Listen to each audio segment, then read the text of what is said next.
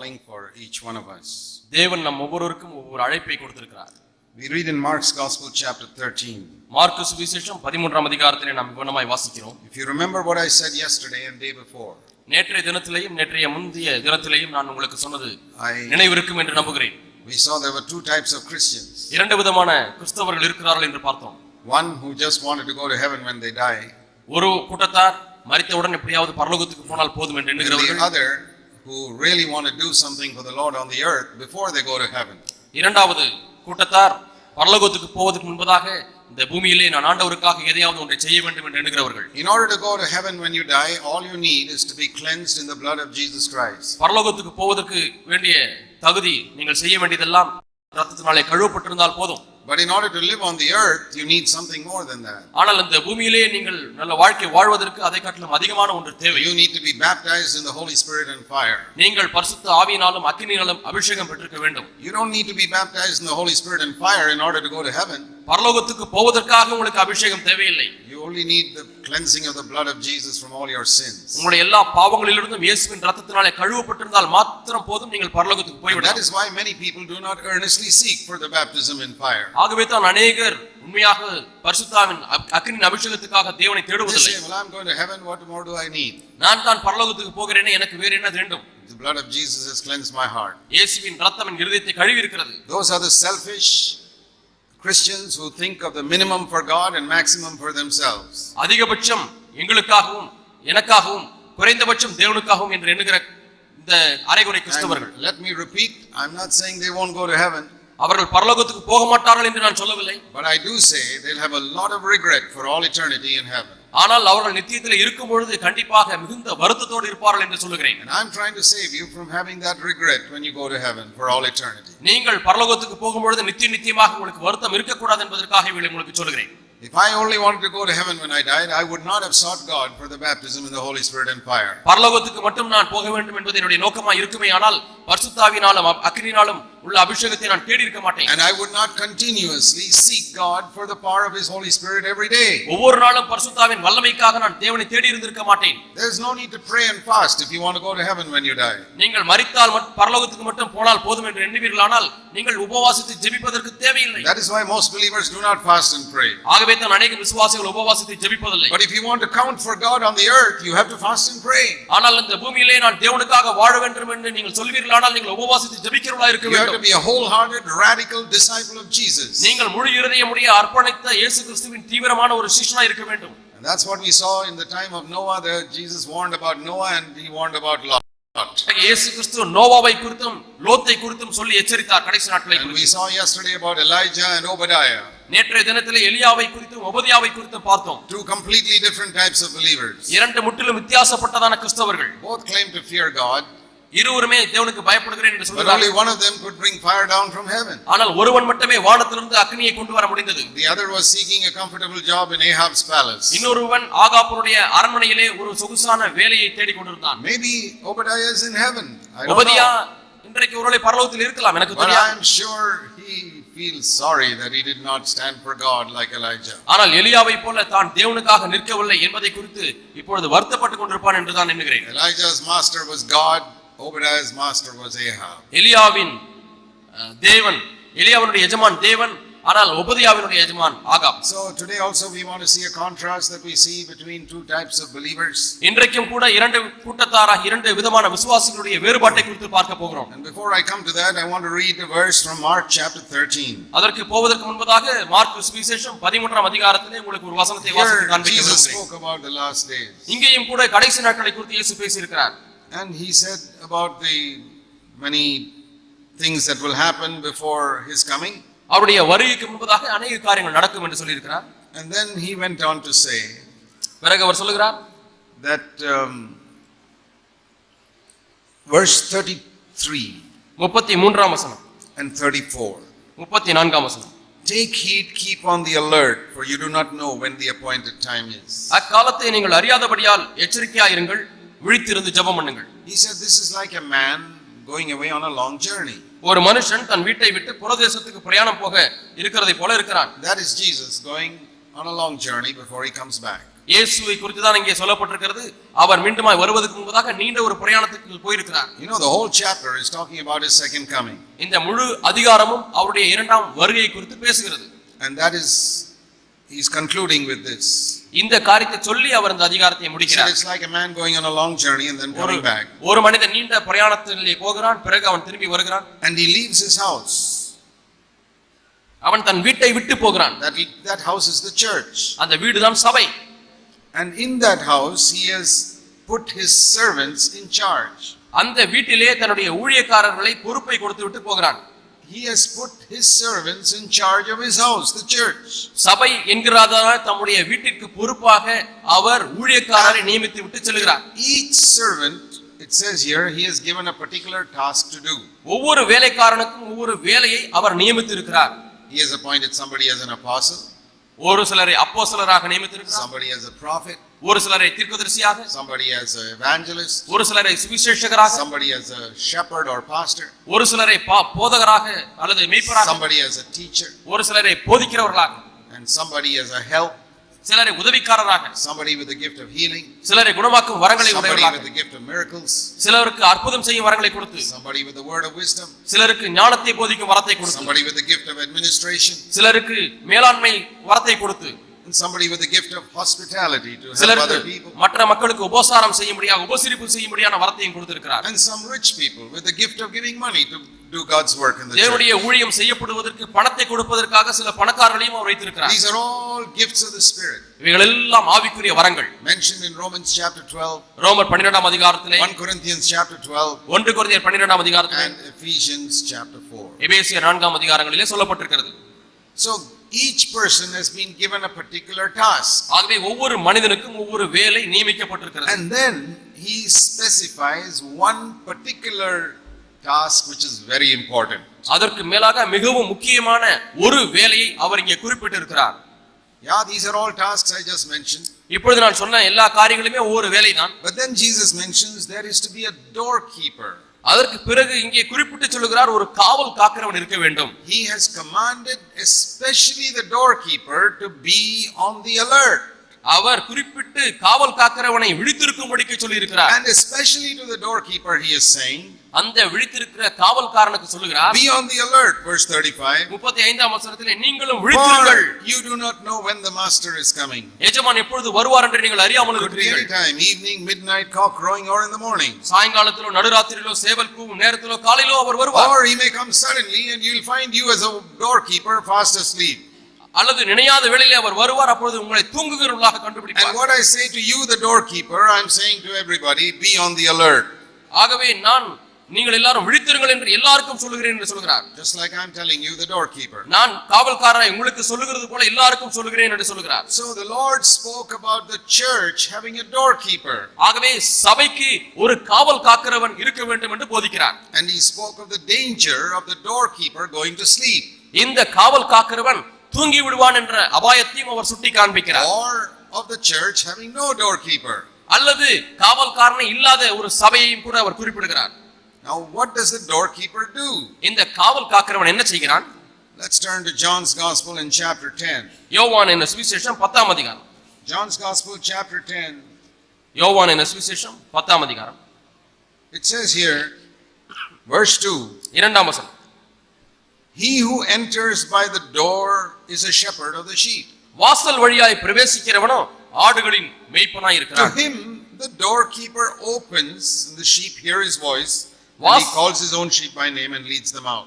வாசலை காக்கிறவன் அவனுக்கு திறக்கிறான், ஆடுகளும் அவன் சத்தத்துக்கு செவி கொடுக்கிறது, அவன் தன்னுடைய ஆடுகளை பேர் சொல்லி கூப்பிட்டு நடத்தி கொண்டு போகிறான். All types of people may knock at the door, எல்லா விதமான ஜனங்களும் கதவை தட்டுவார்கள்.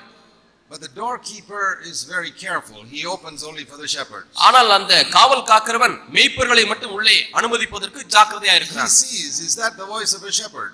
இந்த சத்தம் மேய்ப்பரின் சத்தமா என்று அவன் அடையாளம் The கண்டுபிடிக்கிறான். good shepherd, the great shepherd is only one. பிரதான மேய்ப்பன் நல்ல மேய்ப்பன் ஒருவர்தான். But he's got many under shepherds. ஆனால் அவருக்கு கீழாக நிறைய மேய்ப்பர்களை வைத்திருக்கிறார். And in the church, the doorkeeper is the one who makes sure that only shepherds have access to the sheep. மேய்ப்பர்கள் மட்டுமே இந்த மந்தைக்குள்ளாக வர முடியும் என்பதை நிதானித்து அறிகிறவர் அந்த காவல் காக்கிறவர். The sheep are simple believers. ஆடுகள் எளிமையான விசுவாசிகள். Many of them are babies. அதிலே அநேகர் குழந்தைகளா இருக்கிறார்கள். They are not even sheep, they are lambs. அவர்கள் ஆடுகள் கூட இல்லை, அவர்கள் ஆட்டுக்குட்டிகளாக இருக்கிறார்கள். And so they are not able to hear that, recognize that voice so clearly. ஆகவே அந்த சத்தத்தை, மீட்பனுடைய சத்தத்தை சரியாக கேட்டு அறியக்கூடாதவர்களாக இருக்கிறார்கள். By the time they become sheep, they can recognize the voice. ஆடுகளாக வளரும் பொழுது மீட்பனுடைய சத்தத்தை அறிந்து கொள்ளும். But many are lambs. ஆனால் ஆட்டுக்குட்டியா இருக்கும் பொழுது They don't know the voice so clearly. அந்த சத்தம் அவர்களுக்கு தெளிவாக தெரிவதில்லை. And so they need a doorkeeper to protect them. ஆகவே தங்களை பாதுகாக்கும்படிக்கு அவர்களுக்கு ஒரு காவல் காக்கிறவன் வேண்டும்.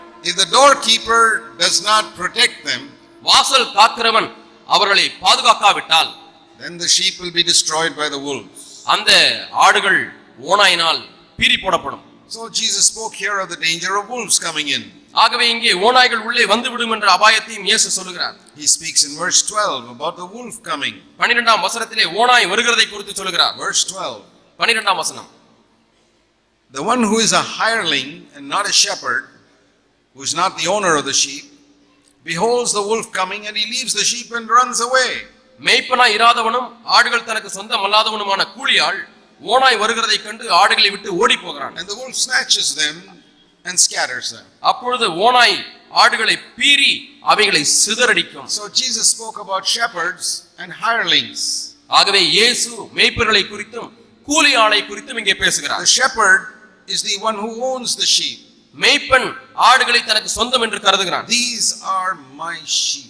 இவைகள் என்னுடைய ஆடுகள். You know, just like a father says, these are my children. ஒரு தகப்பன் தன்னுடைய பிள்ளைகளை பார்த்து இவைகள் எல்லாரும் என்னுடைய பிள்ளைகள் என்று சொல்வதை போல. See, it's very, very important for God's people to have good shepherds. தேவ ஜனங்களுக்கு நல்ல மேய்ப்பன் இருப்பது மிக மிக அவசியம். That is one of the greatest needs in the last days. கடைசி நாட்களில் இது ஒரு மிகப்பெரிய தேவையாய் இருக்கிறது. And the great tragedy today is that there are not good shepherds for the sheep. இன்றைக்கு இருக்கிற மிகப்பெரிய பரிதாபம் என்னவென்றால் ஆடுகளுக்கு நல்ல மேய்ப்பன் இல்லை. If you don't have a good shepherd, உங்களுக்கு நல்ல மேய்ப்பன் இல்லாவிட்டால் you will be swallowed up by the wolves. நீங்கள் ஓநாயினாலே பீறி போடப்படுவீர்கள், விழுங்கப்படுவீர்கள். Hirelings will run away when the wolf comes. ஓநாய் வரும்பொழுது கூலியால் ஓடி போய் விடுவான். Hirelings only work for pay. கூலியாட்கள் கூலிக்காகத்தான் வேலை But the செய்கிறார்கள். good shepherd, it says here, verse 11, lays down his life for the sheep. ஆனால் நல்ல மேய்ப்பன் ஆடுகளுக்காக தன் ஜீவனை கொடுக்கிறான் என்று 11ஆம் வசனத்திலே A good வாசிக்கிறோம். shepherd is willing to spend his energy, his health, his time, his money, everything for the sake ஒரு of the sheep. நல்ல மேய்ப்பன் தன்னுடைய சக்தியையும் தன்னுடைய ஆரோக்கியத்தையும் தன்னுடைய நேரத்தையும் தன்னுடைய பணத்தையும் தனக்குள்ள எல்லாவற்றையும் ஆடுகளுக்காக செலவழிக்க தயாராக இருக்கிறான். You need to be in a church that has a good shepherd. நல்ல மேய்ப்பன் உள்ள சபையிலே தான் நீங்கள் இருக்க வேண்டும். Otherwise the wolves will eat you up and you won't even know it. இல்லாவிட்டால் ஓநாய்கள் உங்களை வந்து பீறி போடும், அது உங்களுக்கு தெரியாமலே போய்விடும். Because Jesus said that. ஏனென்றால் இயேசு அதை சொல்லி இருக்கிறார். He said there are many false prophets who are like wolves. ஓநாய்களைப் போல இருக்கக்கூடிய அநேக கள்ள தீர்க்கதரிசிகள் இருக்கிறார்கள் என்று இயேசு சொல்கிறார். And here he speaks about the shepherd and the hireling. இங்கே மேய்ப்பனை குறித்தும் கூலி ஆளை குறித்து பேசுகிறார். It's very interesting to see the contrast that we've been seeing in all these 3 days. இந்த 3 நாட்களிலேயும் நாம் பார்க்கிற இந்த வேறுபாட்டை பார்ப்பது சுவாரஸ்யமா இருக்கிறது. What is the difference between Noah and Lot? நோவாவுக்கும் லோத்துக்கும் என்ன வித்தியாசம்? Noah did God's work, built the ship with his own money. Noah தேவனுடைய அந்த பேழையை தன்னுடைய சொந்த பணத்தை செலவு செய்தவன் பேழையை He கட்டினான். spent maximum, he probably lived on very, very little so that he could have maximum to build the ship for God. தேவனுக்கென்று அந்த பேழையை கட்டும்படியாக தனக்கென்று கொஞ்சம் பணத்தை செலவு செய்து அதிகபட்சமான பணத்தை அந்த பேழையை கட்டும்படிக்கு செலவு செய்தான். Nobody supported him. அவனை யாருமே தாங்கவில்லை. He worked with his own hands and built a ship and did God's work with his own money. தன்னுடைய சொந்த கைகளினாலே வேலை செய்து தன்னுடைய சொந்த பணத்தினாலே தேவனுடைய அந்த பேழையை கட்டினான். Lot, லோத்துவோ he also wanted to believe in the God of his uncle Abraham. அவனும் தன்னுடைய மாமாவாகிய ஆபிரகாமுடைய தேவனிலே நம்புவதற்காக அவன் வந்தான். He also wanted to make money on this earth. ஆனால் அவனும் இந்த பூமியிலே பணத்தை சம்பாதிக்க விரும்பினான். So he tried to get both. ஆகவே அவன் இரண்டையும் பெற்றுக்கொள்ள வேண்டும் என்று Where விரும்பினான். can I get the maximum money for myself and also end up with the God of Abraham when I die? நான் இந்த உலகத்திலே அதிகபட்சமான பணத்தையும் சம்பாதிக்க வேண்டும், அதே சமயத்திலே ஆபிரகாம், ஈசாக், யாக்கோபின் தேவனும் எனக்கு வேண்டும். What was the thing that made the difference between Noah and Lot? நோவாவுக்கும் லோத்துக்கும் என்ன வித்தியாசம் இருந்தது? Their attitude towards money. பணத்தின் மீது அவர்களுக்கு இருந்த மனப்பான்மை. The same thing with Elijah and Obadiah. எலியாவும் உபதியாவும் அப்படித்தான் நாம் பார்க்கிறோம். We can see Elijah's spirit, as I said, in Elisha, who told Naaman, I don't want your money. எலியாவின் ஆவி எலிசாவுக்கு வந்தது என்று சொன்னேன். அவன் நாகமானை பார்த்து உன்னுடைய பணம் வெகுமதி எனக்கு வேண்டாம் என்று சொல்லிவிட்டான். Where did Elisha get that spirit? எலிசாவுக்கு அந்த ஆவி எங்கிருந்து வந்தது? That was a double portion of the spirit he got from Elijah. அதுதான் எலியாவினுடைய இரட்டிப்பான ஆவி அவனுக்கு வந்தது. Elijah was not interested in anybody's money. எலியாவுக்கு யாருடைய பணத்திலே விருப்பம் இல்லை. He wanted to bring fire down from heaven. He was more interested in fire than money. அவன் வானத்திலிருந்து அக்னியை வர செய்ய வேண்டும் என்று விரும்பினான். அக்னியிலே அதிக விருப்பமுள்ளவனாய் இருந்தான், பணத்திலே அல்ல. But the 450 prophets of Baal, they were all paid workers. ஆனால் பாகாலின் 450 தீர்க்கதரிசிகள் அவர்கள் சம்பள ஆட்கள். They knew how to shout and yell and scream. அவர்கள் எப்படி கத்த, எப்படி சத்தம் போட, எப்படி கதற என்று அறிந்திருந்தார்கள். So many hours they jumped and screamed. அநேக மணி நேரங்களில் அவர்கள் குதித்து ஆர்ப்பரித்தார்கள். And there are a lot of preachers today who know how to jump and scream. இன்றைக்கும் அநேக பிரசங்கியார் எப்படி குதிப்பது, எப்படி ஆர்ப்பரிப்பது என்பதை அறிந்திருக்கிறார்கள். And many sheep don't realize the difference between jumping and screaming and the fire of God. தேவனுடைய அக்னிக்கும் குதித்து ஆர்ப்பரிப்பதற்கும் உள்ள வித்தியாசத்தை அநேகர் அறியாமல் இருக்கிறார்கள். Some people, when they see the jumping and the screaming and the shouting, they think that is the fire of God. அநேக ஜனங்கள் குதிக்கிறதையும் சத்தம் போடுகிறதையும் கத்துகிறதையும் பார்க்கும்போது இதுதான் அக்னி என்று எண்ணுகிறார்கள். That is how stupid a lot of believers are. அநேக விசுவாசிகள் இப்படித்தான் புத்தியீனமாய் இருக்கிறார்கள். ஏன்? Because they are sheep. அவர்கள் ஆடுகள். Sheep don't have much understanding. ஆடுகளுக்கு அவ்வளவு புத்தி இல்லை. So when they see somebody jumping and screaming and shouting, they say, that is the fire of God. ஆகவே யாராவது குதித்து சத்தம் போட்டு கதறினால் உடனே இதுதான் அக்னி என்று எண்ணுகிறார்கள். That's not the fire of God. அது தேவனுடைய அக்னி அல்ல. Even the prophets of Baal can do that. பாகாலின் தீர்க்கதரிசிகளும் அப்படியே சத்தம் போட்டு கதறினார்கள். But when Elijah prayed, எலியா ஜெபிக்கும் பொழுது he did not jump, he did not scream, he did not shout. அவன் குதிக்கவோ கத்தவோ சத்தம் போடவோ இல்லை. Half a minute he prayed and the fire came. அரை நிமிடம் ஜெபித்தான், அக்னி வந்தது. We need to discern what is the fire of the Holy Spirit and what is just emotional working up. ஆகவே அக்னி, பரிசுத்த ஆவியின் அக்னி என்ன என்பதையும் உணர்ச்சி வசப்பட்டு கதறுகிறதையும் அல்லது சத்தம் போடுகிறதுக்கும் உள்ள வித்தியாசத்தை நாம் பார்க்க வேண்டும். Even the Buddhists have a form of chanting by which they work themselves up. புத்தர்கள், புத்த மதத்தை சேர்ந்தவர்கள் கூட அவர்கள் ஒரு விதமாக மந்திரத்தை சொல்லி சொல்லி சொல்லி சொல்லி அப்படியே உணர்ச்சியை கிளப்பி எழுச்சி செய்கிறார்கள். There's not much difference between that and what some Christians also do. அந்த அவர்களுக்கும் சில கிறிஸ்தவர்கள் செய்கிற காரியங்களுக்கும் அவ்வளவு வித்தியாசம் இல்லை. That is not the fire of God and this is not the fire of God. அதுவும் அக்னி, தேவனுடைய அக்னி அல்ல, இதுவும் தேவனுடைய அக்னி அல்ல.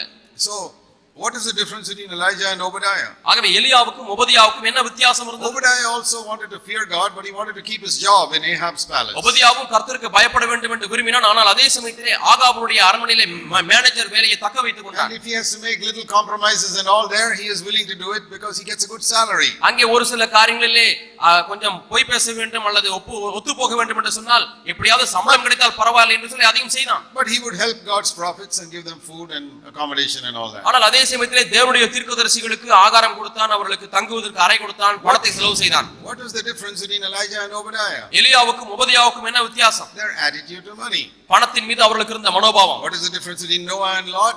நோவாவுக்கும் லோத்துக்கும் என்ன வித்தியாசம்? Their attitude to money. பணத்தின் மீது அவர்களுக்கு இருந்த மனோபாவம். What is the difference between a shepherd and a hireling? ஒரு மேய்ப்பனுக்கும் ஒரு கூலியாளுக்கும் என்ன வித்தியாசம்? Their attitude to money. பணத்தின் மீது அவர்களுக்கு இருக்கிற மனப்பான்மை. Right through the scripture this emphasis comes.